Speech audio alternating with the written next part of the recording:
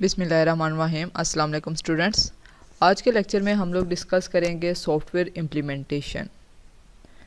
तो software implementation क्या होती है? बेसिकली सॉफ्टवेयर का जो हम लोगों ने डिज़ाइन तैयार किया होता है उसे हम कन्वर्ट करते हैं किसी एक प्रोग्राम में। That's called software implementation, the process of converting the software design to a program. Okay, इसमें हम कोडिंग का काम करते हैं सॉफ्टवेयर इम्प्लीमेंटेशन में। अब जब कोडिंग की बात आती है तो हमारे पास डिफरेंट प्रोग्रामिंग लैंग्वेज आ जाती हैं। कंप्यूटर की डिफरेंट प्रोग्रामिंग लैंग्वेज हैं। तो सबसे पहले ये अंडरस्टैंड कर लेते हैं व्हाट इज़ प्रोग्रामिंग लैंग्वेज। अगर हमें कंप्यूटर से बात करनी है तो हमें किसी ऐसी लैंग्वेज में बात करनी होगी जो कंप्यूटर अंडरस्टैंड करता हो। तो कंप्यूटर अंडरस्टैंड करता है प्रोग्रामिंग लैंग्वेज को। There are different types of programming language. Programming language को अगर बाय डेफिनेशन देखें तो programming language is a computer language design to communicate with a computer. अब प्रोग्रामिंग लैंग्वेज के दो पार्ट्स होते हैं, low level programming language and high level programming language. यहाँ पे हम लोग हाई लेवल प्रोग्रामिंग लैंग्वेज को डिस्कस करेंगे। कंप्यूटर की इस टाइम 5 जनरेशन्स हैं हमारे पास लैंग्वेज को लेके। तो फर्स्ट 2 जो जनरेशन्स हैं ये लो लेवल लैंग्वेज से बिलोंग करती हैं, लो लेवल प्रोग्रामिंग लैंग्वेज से बिलोंग करती हैं। और उसके बाद हमारे पास जो 3rd 4th and 5th generation आ रही है ये हाई लेवल प्रोग्रामिंग लैंग्वेज से बिलोंग करती है। ओके, इसमें डिफरेंट लैंग्वेज हैं। 3rd लेवल लैंग्वेज में डिफरेंट टाइप्स ऑफ लैंग्वेज हैं। 4th जनरेशन में भी different types of programming language है और 5th जनरेशन में भी different types of programming language. अब हाई लेवल प्रोग्रामिंग लैंग्वेज क्या है? High level language basically simple and user friendly language हैं एंड क्लोज टू ह्यूमन है। क्लोज टू ह्यूमन से मुराद ये है कि इसमें कुछ ऐसे वर्ड्स यूज़ हुए हुए हैं, कुछ ऐसे सिंटैक्स वगैरह यूज़ हुए हैं जो ह्यूमन जो है वो अंडरस्टैंड कर सकता है। जबकि जो लो लेवल लैंग्वेज थी वो थोड़ी कम्प्लेक्स थी, उनमें ऐसी वर्डिंग्स नहीं थी जो कि ह्यूमन्स भी अंडरस्टैंड कर सकें। वो ज़्यादातर मशीन लेवल लैंग्वेज थी जो मशीन पे ज़्यादा फोकस करती थी कि मशीन उन्हें समझ सके। लेकिन ह्यूमन की अंडरस्टैंडिंग कम थी तो वहाँ पे बहुत ज़्यादा डिफ़िकल्टीज़ आ रही थी। तो यहाँ पे अब हाई लेवल लैंग्वेज जो हैं ये ह्यूमन अंडरस्टैंडेबल हैं। लेकिन जो हाई लेवल लैंग्वेज हैं इनमें जो प्रोग्राम लिखे जाते हैं उन्हें फिर कन्वर्ट किया जाता है उस लैंग्वेज में जो कंप्यूटर अंडरस्टैंड करता है और कंप्यूटर मशीन लैंग्वेज को अंडरस्टैंड करता है। तो इसके लिए कुछ ट्रांसलेटर्स वगैरह यूज़ होते हैं। ये एक बहुत ही लेंथी फिर आगे स्टोरी आ जाती है, लेकिन मैं आप लोग को एक ओवरव्यू दे रहा हूँ कि हाई लेवल लैंग्वेज और लो लेवल लैंग्वेज दो प्रोग्रामिंग लैंग्वेज यूज़ हो रही थी। लो लेवल लैंग्वेज जो थी वो कम्प्लेक्स थी, ह्यूमन अंडरस्टैंडेबल नहीं थी, इसलिए हम लोग हाई लेवल लैंग्वेज पे मूव हो गए। हाई लेवल लैंग्वेज जो हैं ये यूज़र फ्रेंडली लैंग्वेज हैं और ह्यूमन अंडरस्टैंडेबल हैं।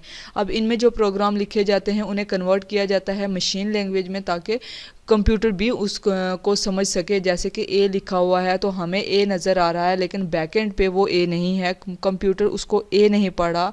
उसके लिए एक स्पेसिफिक कोड होगा 001100, इस तरह का कोई कोड होगा, क्योंकि कंप्यूटर सिर्फ 0 और 1 की लैंग्वेज समझता है और 0 और 1 के कम्बिनेशन में कोई एक स्पेसिफिक कोड होगा। कंप्यूटर को वो कोड नज़र आ रहा है जबकि हमें वो ए नज़र आ रहा है। ठीक है, मूव करते हैं करैक्टरिस्टिक्स ऑफ प्रोग्रामिंग लैंग्वेज पे। अच्छा, पहली जो करैक्टरिस्टिक आती है आपकी प्रोग्रामिंग लैंग्वेज की दैट इज़ रिलायबिलिटी। रिलायबिलिटी क्या होती है कि आप किसी चीज़ पे आंखें बंद करके एतमाद करें कि ये जो चीज़ है ये रिलायबल है। अगर इसमें कोई एरर आएगा, कोई भी मिस्टेक होगी तो उसकी कोई ना कोई रीज़न होगी, कोई ना कोई वे होगा जिसमें वो मुझे गाइड करेगा। ठीक है, अनएक्सपेक्टेड ये बिहेव नहीं करेगा। यहाँ पे हमारा ये बिलीव होता है, ठीक है, रिलायबिलिटी में, कि ये अनएक्सपेक्टेड बिहेव नहीं करेगा। जैसे कि आपने कोई भी प्रोग्राम लिखा, ठीक है, या फिर आपने कोई सिस्टम बनाया, उसे रन किया तो आपका सिस्टम बहुत अच्छे से रन हो रहा है, ठीक है। लेकिन जैसे ही हल्का फुल्का चेंज हुआ तो आपके सिस्टम ने अब नॉर्मल बिहेव करना शुरू कर दिया और कोई भी आपको समझ नहीं आ रही कि ये किस तरह से हुआ, क्या है, कहाँ पे चेंज हुआ, मैंने क्या किया, क्या मिस्टेक हुई। कोई भी आपका जो भी सिस्टम है वो कोई मैसेज नहीं शो कर रहा। तो ये क्या है कि यहाँ पे रिलायबिलिटी नहीं है। रिलायबिलिटी क्या है कि जैसे ही आपने आपने कोई अगर इनपुट दी है, कोई गलत इनपुट भी दी है, तो आपका सिस्टम जो है एक प्रॉपर मैसेज शो करे कि भाई ये जो है मैं ये चीज़ जो है सपोर्ट नहीं करता, या फिर कोई और एरर मैसेज जो है वो जनरेट करे, लेकिन प्रॉपर आपको गाइड करे। That's called reliability. Okay, next portability. High level language जो हैं वो क्या होती हैं, मशीन इंडिपेंडेंट होती हैं। मशीन इंडिपेंडेंट से मुराद ये है कि आप जो भी उस लैंग्वेज में सॉफ्टवेयर डिज़ाइन करें, जो भी आप सिस्टम डिज़ाइन करें, वो हर दूसरी लैंग्वेज में सपोर्टेड होना चाहिए। जिसको लेट्स सपोज आप लोगों के पास डिफरेंट कंपनीज़ के मोबाइल फ़ोन्स हैं। सोनी वालों का मोबाइल फ़ोन है, उसके बाद आपके पास सैमसंग वालों का मोबाइल फ़ोन है, ओप्पो वालों का है, ठीक है। डिफरेंट कंपनीज़ के मोबाइल फ़ोन हैं। हर कंपनी का जो प्रोसेसर है, मदरबोर्ड है, वो डिफरेंट है, मतलब इनका जो हार्डवेयर है वो डिफरेंट है, लेकिन जो आप सॉफ्टवेयर इनमें इंस्टॉल कर रहे हैं ना, वो सब में सपोर्टेड है। कुछ में होता है, नहीं होता, लेकिन जब हाई लेवल लैंग्वेज की बात करते हैं तो ये बात कंफर्म हो जाती है कि क्या नाम है, वो पोर्टेबल हैं। आप जो भी जिस तरह आप MS ऑफिस की एग्जांपल ले लें, ठीक है। MS ऑफिस जो है आप विंडोज़ में कहीं पे भी किसी भी वेरिएंट में इंस्टॉल करें ना, तो वो इंस्टॉल हो जाएगा। क्यों? क्योंकि पोर्टेबल है, ठीक है, कि आप किसी भी मशीन पे उसको इंस्टॉल कर सकें, वहाँ पे आपको कंपैटिबिलिटी इश्यूज़ ना आएँ। ओके, नेक्स्ट जो करेक्टरिस्टिक है that is brevity. Brevity mean कि जो भी हम लोग हमारी जो प्रोग्रामिंग लैंग्वेज है ना, उसमें जो हमारा इम्प्लीमेंटेशन एल्गोरिदम है वो इतना ज़्यादा लाइन ऑफ कोड्स ना रखता हो। हमारी प्रोग्रामिंग लैंग्वेज में ये एबिलिटी होनी चाहिए कि हमारा implementation algorithm less lines of codes पे डिपेंडेंट हो। ओके, क्योंकि लाइन ऑफ कोड जितने ज़्यादा होंगे हमारा प्रोग्राम उतना लेंथी होगा और सॉफ्टवेयर का साइज़ जो है उतना ही ज़्यादा इंक्रीज़ होगा। सॉफ्टवेयर जितना लाइट होगा उतना हमारे लिए बेस्ट होगा। Okay, next error checking. Being a human, जब भी हम प्रोग्राम लिखेंगे तो जाहिर सी बात है हम कोई ना कोई एरर्स तो करेंगे ही, ठीक है, कुछ ना कुछ मिस्टेक्स हमारी होंगी। लेकिन जब भी ये जो हमारी जो होती है ना हाई लेवल लैंग्वेज, ये हमें इस तरह फैसिलिटेट करती हैं कि जब हम कोड लिखते हैं और उसे कंपाइल करते हैं तो हमारी एरर्स जो होती हैं उस टाइम पे ये फाइंड आउट कर लेता है कि यहाँ पे इस लाइन पे आपका एरर है। अगर आपने C या C++ लैंग्वेज यूज़ की हो ना, तो वहाँ ये आपको मेरी बात समझ आ रही होगी कि एरर चेकिंग कंपाइल टाइम पे भी हो रही होती है और रन टाइम पे भी एरर चेकिंग हो जाती है। ये नहीं देखा जाता कि पूरा प्रोग्राम राइट होगा उसके बाद हम देखेंगे कि मिस्टेक्स क्या हैं। एक ही बार जब हम प्रोग्राम राइट करने के बाद उसको रन करते हैं तो हमारा कंपाइल एंड रन टाइम पे एरर्स हम फाइंड आउट कर लेते हैं। फिर फेमिलर नोटेशंस जो हैं, हाई लेवल लैंग्वेज में बहुत सी फेमिलर नोटेशंस यूज़ होती हैं, मतलब कि easy to understand notations use होती हैं। अगर कोई भी दूसरा प्रोग्रामर उसको एडिट करना चाहे या अंडरस्टैंड करना चाहे तो वो इजीली उसको अंडरस्टैंड कर सकता है, क्योंकि डिफरेंट लैंग्वेज के डिफरेंट प्रोग्रामर्स होते हैं। जिस तरह के C या C++ का एक प्रोग्रामर है, जावा का कोई और प्रोग्रामर है, both are high level language, ठीक है।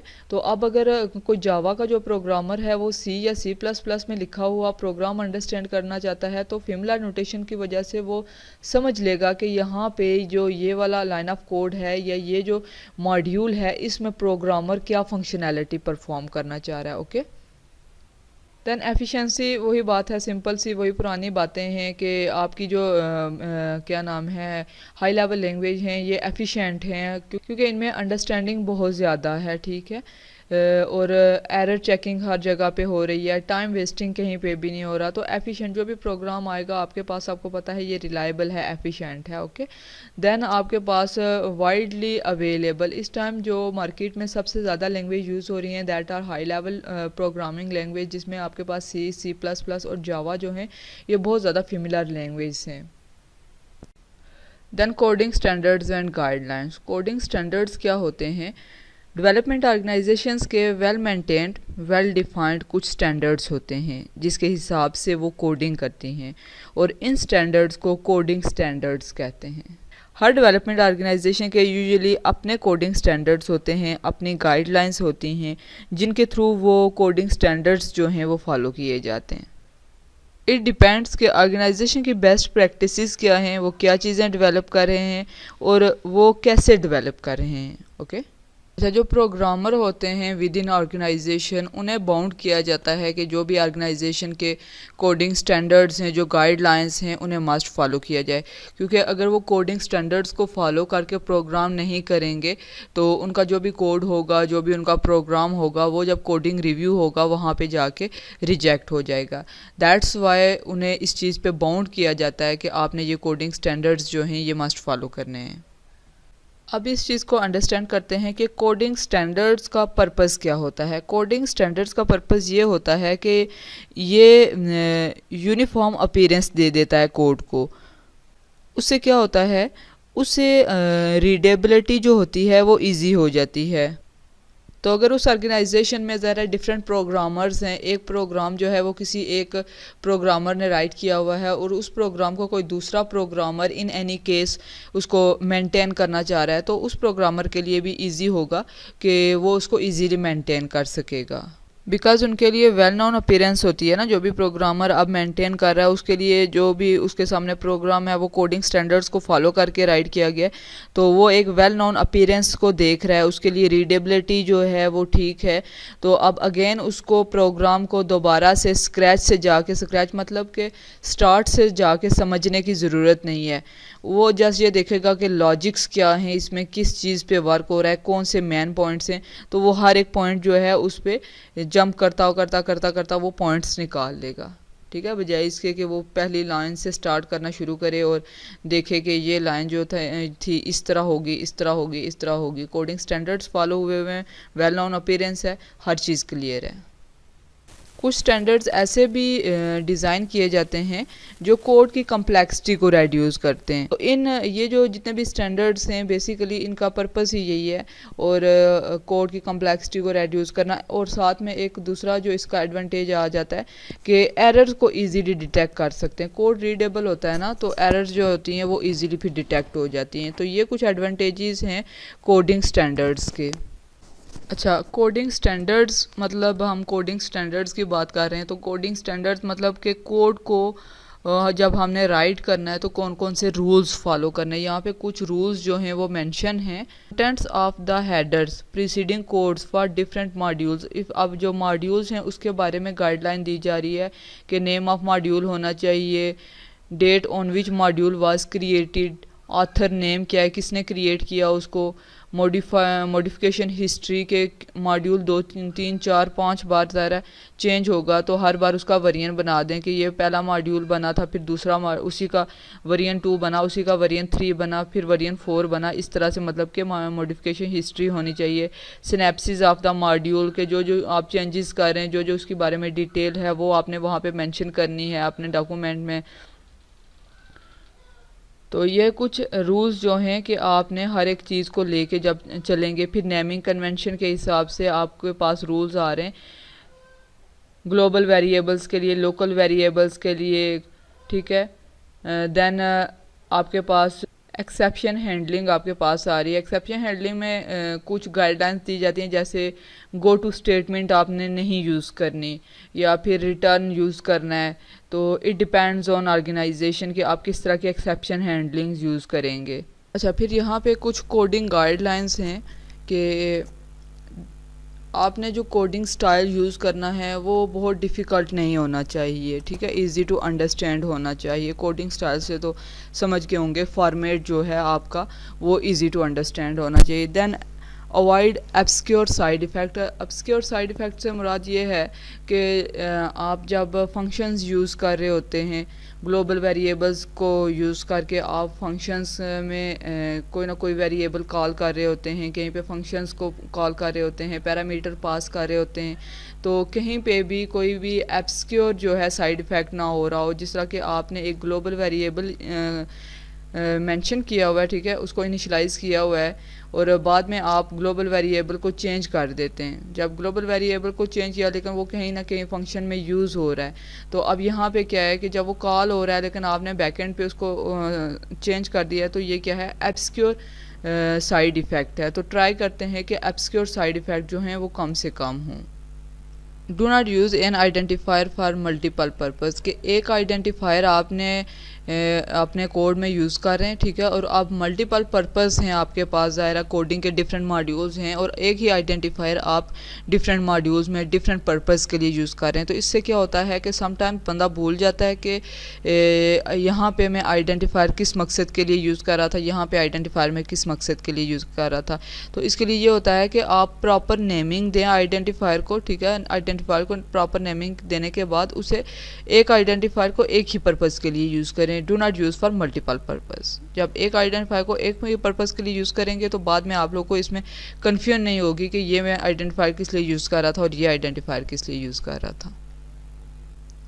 The code should be well documented. इससे मुराद ये है कि आप जब भी कोड कर रहे हों तो आपने कोड के साथ कमेंट्स मस्ट यूज़ करने हैं। कमेंट्स का ऑप्शन होता है आपकी कोडिंग में कि हर मॉड्यूल के अगेंस्ट आप कमेंट्स दें, हर लाइन के अगेंस्ट, कोई भी इंपॉर्टेंट लाइन है तो उसके अगेंस्ट कमेंट दे दें। अगर 3 सोर्स ऑफ कोड लाइन्स हैं आपकी तो उसके अगेंस्ट एक कमेंट जो है वो लाजमी होना चाहिए, क्योंकि जब कोई बाद में प्रोग्रामर उसको रीड करेगा, हमने कहा ना कि रीडेबिलिटी जो है वो ज़्यादा होती है, तो वो उसको रीड करे तो वो इसको ईजिली अंडरस्टैंड कर सके कि यहाँ पे अच्छा ये बात करने की कोशिश की जा रही है। ओके, कभी कभी ऐसा होता है कि आप अपना लिखा हुआ कोड भी बाद में जब कुछ टाइम बाद उसको रीड करते हैं तो आप उसको अंडरस्टैंड नहीं कर पाते कि मैं यहाँ पे काम क्या कर रहा था। इसलिए जो कमेंट्स होते हैं ना, तो कमेंट्स आपको हेल्प करते हैं कि अच्छा यहाँ पे ये मुझे प्रॉब्लम आया था और इस तरह से मैंने कोडिंग की थी।